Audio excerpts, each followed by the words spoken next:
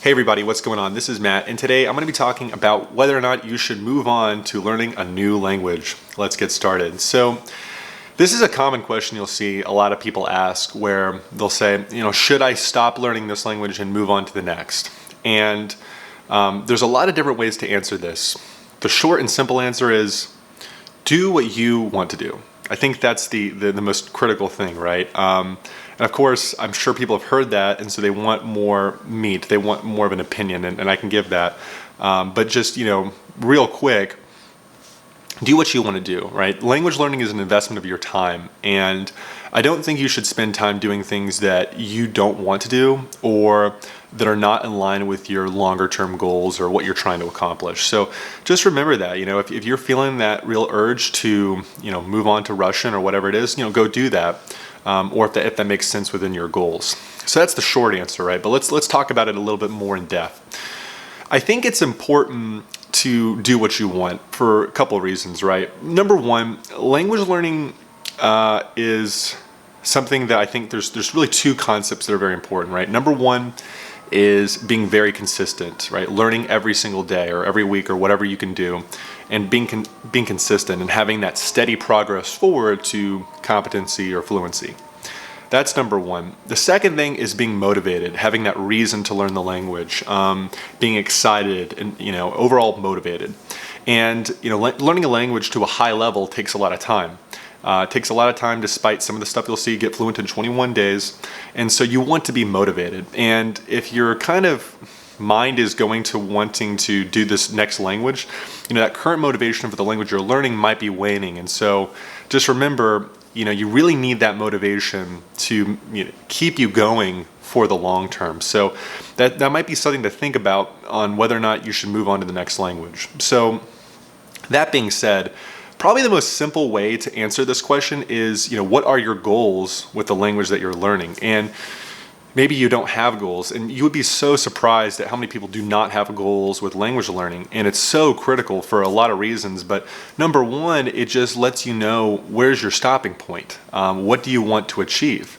And I think that some people have goals, but they're not very specific, and that also hurts them in the long run. So if you don't have goals, set them and be very, very specific with that, because that's going to help you in so many different ways. But just don't say I want to be fluent in this language. What does that mean to you? Maybe that means I've passed the B2 certification exam. Maybe it's I've dedicated all of 2020 to learning this particular language, or I've studied it for this many hours. Whatever it is, get some kind of color to those goals, because then that helps inform you of whether or not you should move on to the next language.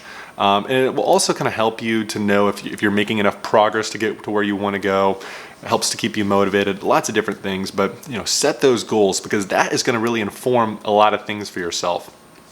Now, that being said, I do kind of have some two personal opinions about whether or not you should move on or not. Once again, consider your own objectives and what you want, but in my opinion, I value being very competent in a language. I'm not one of those exploratory types that just wants to dabble. And so, if you're in kind of the upper intermediate stage, I would say maybe it's worthwhile kind of pushing through and trying to get to that advanced level and getting to that high level of competency before moving on. The second point I would say is, if you're in more of the beginner stages and you're kind of doubting whether or not you should continue and you should move on to the next language, well, then I would say maybe in that scenario, consider moving on to the next language, just because, if your goal is fluency or high level of competency, it's going to, language learning takes a lot of time. You should be there in the long haul. And so, maybe you should move on to the next where that language is more motivating to you. So it's just something to think about. But once again, you have to consider what your objectives are and what's important to you. Now, in terms of kind of trying to balance multiple languages at the same time, because I think some people run into this problem and then they ask the question, should I move on? Maybe they're learning two languages at the same time. They're debating whether or not to concentrate more fully on the second language, or maybe they're doing it with three or four. And you'll hear a lot of opinions about this, but I'm kind of the mind that you should focus on the one. That hyper focus ultimately will make, I think, more progress in the end than if you kind of split your time between multiple languages. Now, there are kind of a lot of opinions out there going, oh, well, if you're learning more than one language at a time, you'll see similar vocabulary, they're connected, the grammar's similar, so there's an advantage. And I think that may be true, but ultimately I do think that that's kind of this kind of self-delusionment about real progress. In the end of the day, being hyper-focused kind of probably will generate more results in the long run than if you split your time between multiple languages. So think just like how professional athletes focus on the one sport, or people focus on that one specific thing. Same idea here with language learning. You're probably going to just absorb things a lot more effectively if you focused on the one. So that's kind of that idea. I really just don't. I think it's very easy to fall into that trap of thinking that you can do multiple languages at the same time as effectively if you did one. I think for a lot of people, they have the idea that they want to be fluent in 3 languages, 4 languages. Maybe they want to be a conference interpreter. Or something along those lines. Don't be in a rush, right? You'll get there. I think focusing on the one, getting competent, and then moving to the next is probably a better strategy than just trying to do all 4 at the same time. And I think a really easy way to illustrate this is just do the math. So, I think like probably 1 hour a day is roughly a good number in terms of, studying a language and making solid progress. And if you just use 1 hour as a proxy, it could be less, but let's just use 1.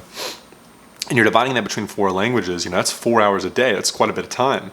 And, can you maintain that? And even if you can maintain it, like on the 3rd hour of studying, maybe you're tired. Maybe you're a little bit less effective. Your brain's not working as effectively. And so thus it's actually slowing down your progress in that 3rd language and the 4th language. And so just being fresh on the one, maybe you can make a little bit more progress. So I think that's the thing to think about. Just do the math.